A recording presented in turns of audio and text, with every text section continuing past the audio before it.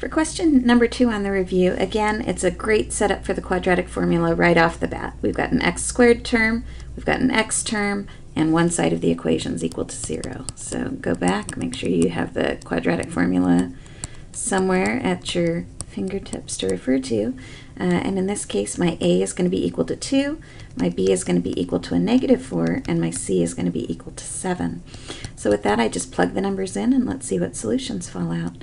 I'm going to have -4 plus or minus the square root of -4 squared minus 4 times 2 times 7, and I want to divide all of that by 2a, so 2 times 2. Again, treat each of these as 3 different sections that we want to find. -4 gives me 4, plus or minus the square root of. Now I've got to figure out what's inside here under the radical. So I'll come over to my calculator, plug it in just the way that you see it. We want to make sure that there we go. We want to start with the -4 in parentheses, and we want that squared, minus 4 times 2 times 7, and this ends up giving me a -40 inside of the radical.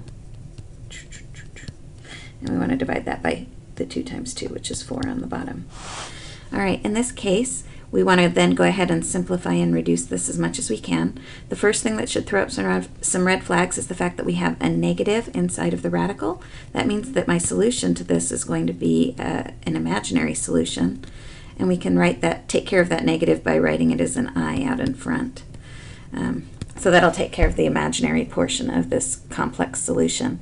The next thing that we need to do is check to see, can we simplify what's inside of this radical? And we can.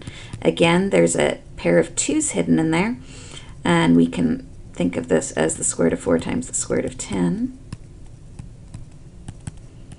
And then we can take that square root of 4 as 2. And I usually like to write the 2 in front of the I. And so I end up with 4 plus or minus 2i times the square root of 10, all divided by 4. Again, you can't go jumping in and canceling because of the plus or minus that's in there. However, there is a common factor in there of 2, and we can pull that out. And I end up with 2 plus or minus I squared of 10 over 4. We can reduce the 2 and the 4 there. And we'll come up with my best final solution of 2 plus or minus I squared of 10 divided by 2. And you can't do any more than that. So that'll get me my pair of solutions there.